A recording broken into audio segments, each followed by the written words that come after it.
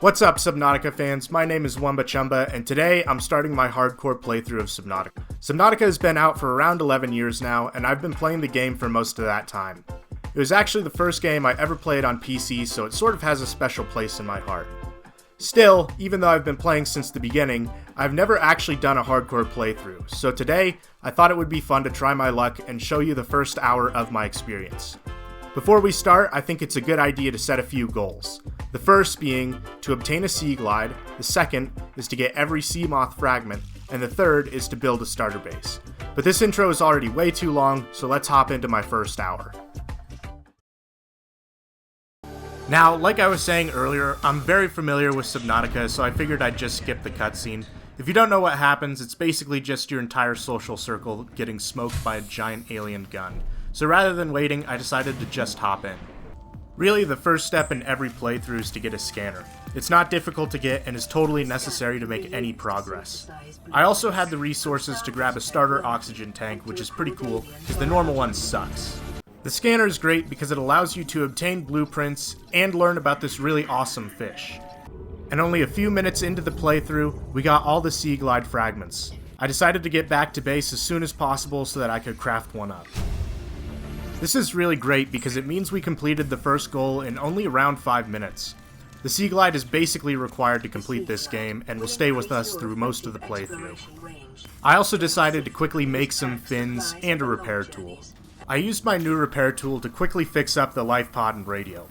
This makes the life pod look way better, but much more importantly, the radio lets us track down other survivors of the Aurora crash. After fixing up my radio, I decided to once again upgrade my oxygen tank. Right now, I only have around 70 seconds of oxygen to work with, and the sea moth fragments are around 100 meters down. Past this depth, you run out of oxygen much faster, meaning that with only 70 seconds, my margin for failure is just too thin to risk.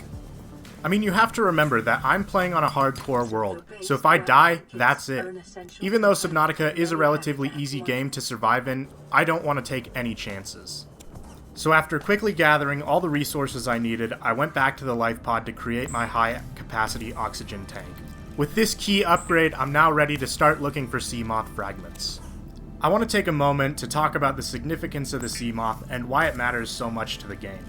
You see, most of the fragments, upgrades, and biomes I need to get and travel to sit below 200 meters. The sea moth allows me to travel to these locations much faster and lets me carry oxygen wherever I go. After heading out, I quickly found 2 of the 3 sea moth fragments. These fragments are actually really easy to find and are common around wrecks in the grassy plateau. While looking for the 3rd sea moth fragment, I also found a mobile vehicle bay fragment, which is needed to craft all the submarines in the game. Shortly thereafter, I was able to find the 3rd and final sea moth fragment. On my way back to base, I was able to unlock the mobile vehicle bay, meaning all I needed to do now was get some materials. When I got back to base, I quickly made a rebreather, which will help me save oxygen in the deeper parts of the ocean. And after a quick trip to gather some resources, I crafted the mobile vehicle bay. Making the mobile vehicle bay is really only half the challenge. Once I deployed it, I quickly checked what resources I needed to make the sea moth. The sea moth is a relatively expensive vehicle to make, but the effort is definitely worth it. It took a while to gather all the resources, and it wasn't that exciting, so I'll skip to the interesting part. I collected everything I needed and returned to the mobile vehicle bay. It was a little bit of work, but after playing this game for so long, it went by faster than I thought. Now that I have the sea moth, the game starts to get a lot more interesting. The amount of new locations, upgrades, and storyline I can access becomes much wider. I didn't expect to get the sea moth in my first hour, so I was feeling pretty confident. I decided it would now be appropriate to start on my base. This would be the 3rd and final goal that I set. I didn't want to just make a tube with a hatch on it. I always like to start my base with the moon pool. It's a good centerpiece to work out from and has a lot of really helpful features for the early game. On my way to find the moon pool, I came across Life Pod 3, which awarded me the very useful compass upgrade. Integrating new PDA data. The moon pool fragments are easiest to find in the mushroom forest, but as you can see from the footage, I stumbled across something much more interesting. The floating islands are a much more dangerous location. They don't contain any moonpool fragments, which is not great for my purpose.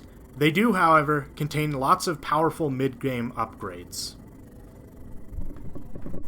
This wreck in particular is really good. Even though I was aiming to find moonpool fragments, I was not going to pass up this opportunity. And I'm sure glad I didn't. My mistake turned into a gold mine. I was able to acquire items that normally took me several hours to find. Things like the creature decoy, prawn suit drill arm, cyclops engine, and stasis rifle. I also found a few smaller base pieces like the desk, floodlight, bench, and picture frame.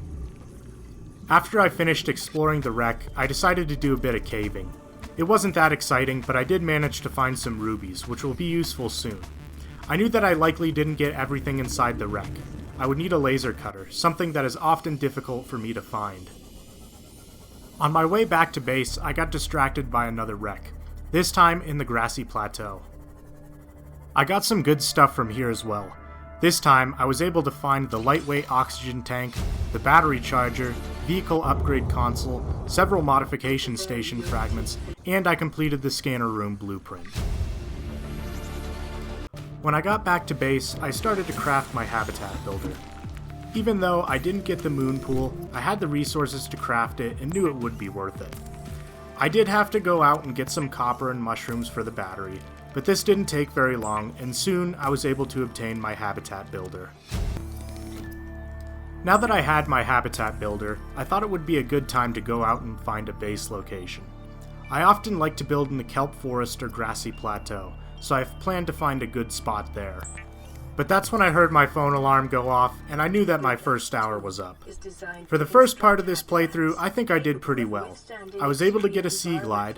I not only acquired all of the fragments for the sea moth, but I actually built one. The only thing that disappointed me was my inability to build a base within the time frame. Even though this one hurt a little bit, I didn't want to half-ass it, and I know that getting the moonpool fragments will be worth it. I want to thank you all for watching this video, and if you just clicked through it while doing laundry, thanks to you as well. This has been a really interesting challenge for me to take on, and it's been a great excuse for me to replay Subnautica. I had a lot of fun making this video, and may or may not make it into a weekly series, just depending on how things go. Have a good one, and I'll see you all in the next video.